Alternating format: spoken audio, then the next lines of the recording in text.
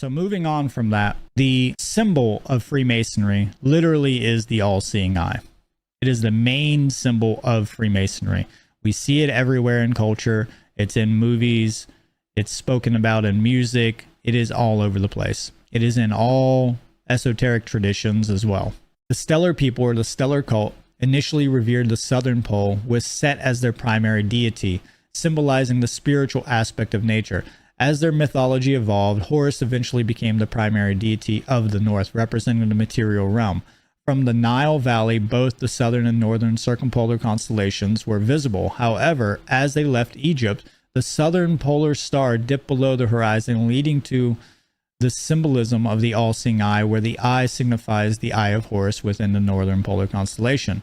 The northern pole star never sinks below the horizon, was perceived as omniscient, or the all-seeing eye, like I said before. This concept was associated to the one great spirit, or the grand architect of the universe, as all celestial bodies in the visible sky revolved around this central point. This understanding is reflected in the first degree tracing board of Freemasonry, where the all-seeing eye is positioned over the central pillar, not the left pillar, representing the solar archetype. Before Horus was linked to the sun, he held significance as a deity of the northern pole star.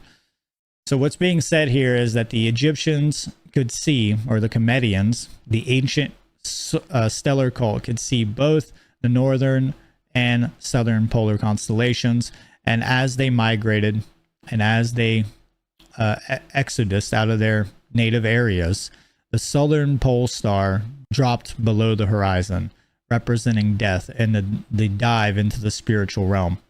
And then the northern pole star took prominence, which represented the all-seeing eye, and everything else just revolved around it. That was it. You know, that's where this symbol comes from. That's one of its origins. And I think it's probably its oldest origins of this symbol. And I would, like I said, recommend going to Church Word to understand this more. Now, more on Freemasonry.